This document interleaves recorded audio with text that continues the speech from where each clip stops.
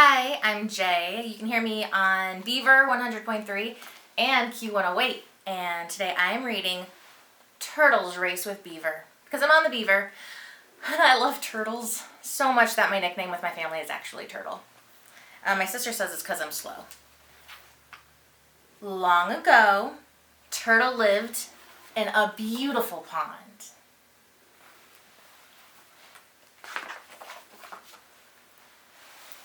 She was very happy because this pond had everything a turtle needed. The water was just deep enough, there was plenty of food to eat, and there were lots of nice rocks just above the water for Turtle to sun herself on. One day, as happens every year in the north, winter began to come to the land. As she had done every year after year, Turtle swam to the bottom of the pond and she buried herself in thick mud.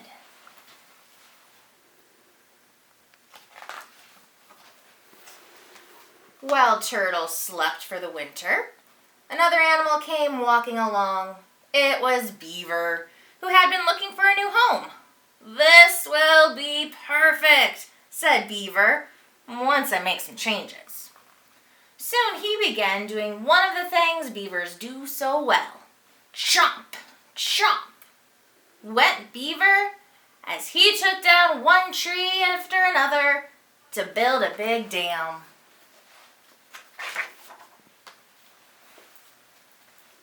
He worked hard for many days, and as he did, the water got deeper and deeper, and after finishing his dam, Beaver made himself a fine lodge of mud and sticks, then settled in for the rest of winter. He was very happy. The moons came and went, and spring returned once more to the land.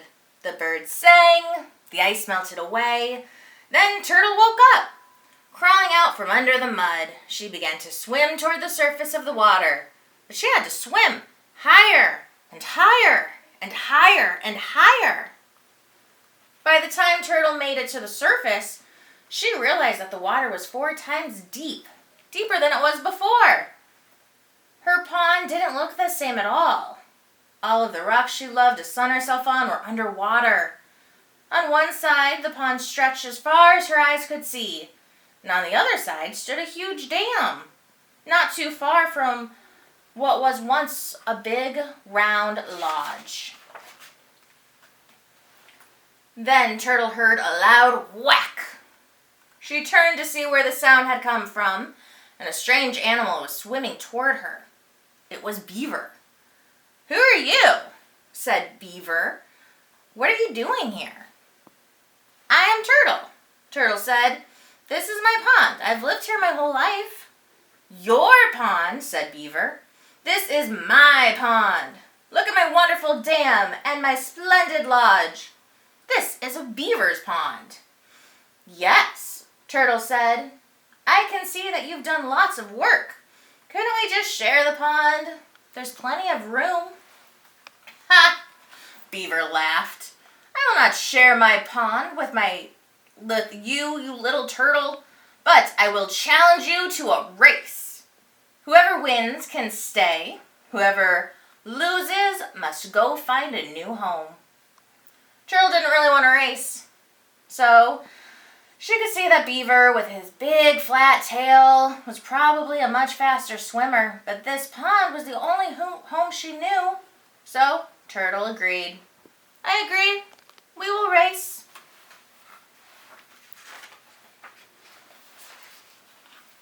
It was decided that the race would take place the next morning at first light. The two would meet on one side of the pond, and the race to the other side of the pond. That night, Beaver told other animals about the race, and word began to spread through the forest. Squirrel told rabbit, rabbit told fox, fox told wolf, wolf told deer, deer told moose, moose told bear, and soon every animal in the forest knew. Before first light came to the land, all of the animals of the forest gathered around the pond, and as they waited for Turtle and Beaver to arrive, many chose sides. Most of the smaller animals, such as mouse and chipmunk and rabbit, sided with turtle. Most of the bigger animals, such as wolf, moose, and bear, sided with beaver. As they waited, they began to sing, "Turtle, beaver, turtle, beaver, turtle, beaver, turtle, beaver." And they sang even louder, and when Beaver came swimming over from his lodge and Turtle popped up from under the sea, "Turtle, beaver, turtle, beaver, turtle, beaver." Turtle and Beaver took their positions on the shore. Bear lifted his big paw in the air. "On your mark, get set, go!"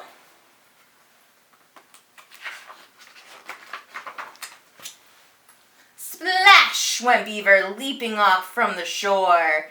He was certain he would leave Turtle far behind, but Turtle had an idea. Before Beaver hit the water, Turtle stretched out her long neck, opened her mouth, and bit into the end of the beaver's tail. Flap, flap, flap went Beaver, swimming as fast as he could. But as fast as he went, Turtle was right behind, holding on as hard as she could. The other animals kept cheering. But now some of the bigger animals were cheering for Turtle instead of Beaver. "Turtle, beaver, turtle, beaver, turtle, turtle, turtle." Soon, Beaver was halfway across the pond. Even though Turtle was still holding on, it looked as if Beaver was going to win for sure. Then Turtle bit a little bit harder on Beaver's tail. Flap, flap, flap. Beaver swam even faster. Turtle still held on. Now more of the animals were straight up cheering for Turtle. "Turtle, beaver, turtle, turtle, turtle, turtle." Now they were almost to the other side. Beaver seemed sure to win, but Turtle bit as hard as she could into Beaver's tail, and crunch! "Yow!" yelled Beaver. He flipped his big flat tail up and out of the water, and when his tail reached the highest point, Turtle let go. "Whee!" sang Turtle as she flew through the air, right over Beaver's head. Ka-thunk! Turtle landed on the far shore and crawled across the finish line. Turtle won the race. All the animals cheered, "Turtle, turtle, turtle, turtle." Turtle was very pleased, but she could see how sad Beaver was. "I would still be happy to share my pond with you," she said. But Beaver was so embarrassed. He left without another word. Over time, Beaver's dam fell apart and the water got shallower and shallower. Turtle had back all her wonderful rocks to sun herself on. As for Beaver, he did find a new home in a pond not too far away. In that pond, though, there also lived a turtle. "Can I share your pond with you?" Beaver asked. "Of course," that other turtle said. And so the two of them lived there happily through all the seasons to come.